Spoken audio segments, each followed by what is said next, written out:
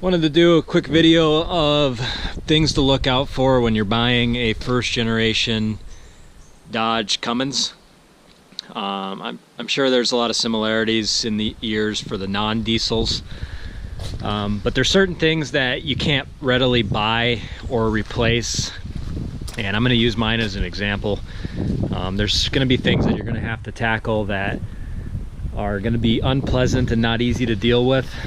I'm not going to get too far into it mechanically. There's plenty of information out there as far as that goes, but I did want to focus on the aesthetics and what you really don't want to have to replace on these trucks. Starting on the outside, this back tailgate piece, and tailgates are different, the older ones and the newer ones. You know, when you get this tailgate piece, hopefully it's not all crunched up. Mine's got a pretty good sized gouge in it from a trailer slipping off the ball, what I'm assuming happened. That's one piece that you're not going to be able to get reproduced. The hubcaps, if you're into the original look with the hubcaps, which I don't think they look terrible, kind of match the pickup pretty well. On the outside, the cab is one of the main things to look out for. You can get the fenders from like LMC Truck. I don't believe they offer hoods or this vent piece here, cowl. You can get the grill and the bumper, which this one had been replaced, as well as this front fender on this side. This one was a Florida truck. It's only spent a little bit of time in Michigan, and you know, you'll have some rot like that, but you know, sometimes you'll have a little bit of door rot, or up underneath the door we'll have a little in the seams. Got to really look out at the seams. Like up here, the tops are really notorious for leaking. You can see the dry rot in the seal in here. Sometimes the seals on the windows or in the front windshield will leak. This is a really bad spot under here. I don't know if you can see it. This one's pretty crusty. I've got my work cut out for me on it. This lip, you know, whether it's covered with a visor or not, it's gonna probably corrode eventually. There's a sealant that they have in the rain gutter that it just dry rots and cracks. The last truck I had to clean it out with a wire wheel down to the metal and then fill it in and reseal it. And of course, you know, the typical Dodge paint, which, you know, if you're planning on restoring the rig or painting it again, you're not gonna have to worry about it. I mean, just so long as you got a solid foundation to start with. The interiors are the pain in the butt. You know, you're gonna have to find a junkyard or get most of your parts from a salvage yard, especially if you're dealing with door panels, the dash, or any type of interior trim pieces. You know, for the Fords and Chevys, you can find all this stuff, no problem. Mine has an older Highliner sound system in there, which is by the looks of it, it's holding up the headliner. But you know, this is really common. You'll find cracks where, you know, people have taken it apart and tightened it too far down. The door panels, the doors don't always shut correctly. You got to have a pretty firm hand to get them to shut and hold. And the electronic windows, I can't stand them. My last truck, I converted them to manual, which I had to get this panel reupholstered, and I had the seat reupholstered at the same time so that they'd match. And a lot of the original Mopar fabrics you're not going to be able to replace, but there are a lot of fabrics that are really similar. I can still give you that nice same buckskin color look, if that's what color your interior is anyway.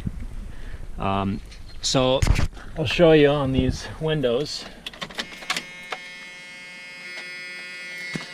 You know, going down is never a problem. Going up, pain in the ass. Kind of got to give it some assistance. There she goes finally. Okay, moving on. The dash, and you really want to find one with a good dash. You don't want to have to deal with a lot of cracks or fading or damage. Mine unfortunately has some holes drilled in it, which a dash pad, they do offer those. You can kind of cover this up with that carpet look, and it doesn't look too terrible, and that should cover this up. You get a lot of stuff mounted in the lower panels and the ashtray, and you know, this is all stuff that you can't just go buy. You know, you're gonna have to track it down. You know, I've traded with guys over the forums before to get the manual window regulators.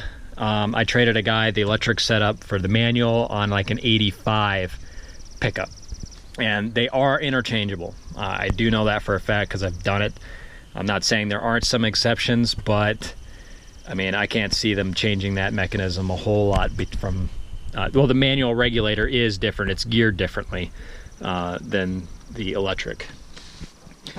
Your steering wheels, they'll probably be in rough shape unless you luck out.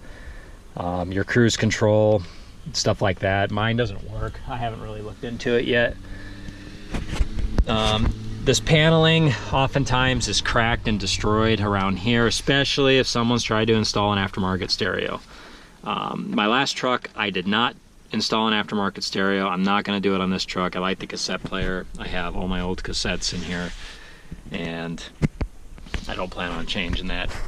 Your HVAC system, it's going to be what it is. I mean, you're going to have old dry rotted seals in there. It's still going to function, it's going to get the job done, but you know, you don't want to have all these little fins missing or busted out. You can cut an access panel into the HVAC here. I've seen guys do that to be able to clean it out, and I can see mine's got a bunch of debris and probably a mouse nest in there. And the floors, there's generally always going to be some sort of corrosion in the floors, and it's usually from up above, like that. Like I was talking about sealing that rain gutter on the top. It'll just come down the A pillars, and sometimes the B pillars, depending on if you're, you know, how the seal is in the back. Mine doesn't have water sitting in it at the moment, but you know, it'll cause some corrosion. You know, my seat belt's loop corroded off. You'll want to take the time to pull the carpet up and look and see what's under there. This has surface rust. There's no rot yet. This behind this panel, you're going to want to pull that off and look too. That's a real common spot for there to be rot back here. The wiring can always be fixed. That's not a big deal. They do offer carpet replacement for this. My last truck, it was really easy to get carpet replacement. And I don't know about the back glass. I've never had any issues with that. I have had, my last truck had this clip break off. Some people might have luck finding that. Glove boxes, they don't really close that easy, I guess you could say, but they do work. And you know, once again, you can't just buy the glove box piece. You know, you're gonna have to go rooting through salvage yards, and the stuff's starting to get scarce. And badging, that's the other thing. I haven't looked recently on how easy it is to get badging. Luckily, mine, the LE badges were in the cab when I got it. They had come off, but the guy was smart enough to keep them. You can get replacement mirrors.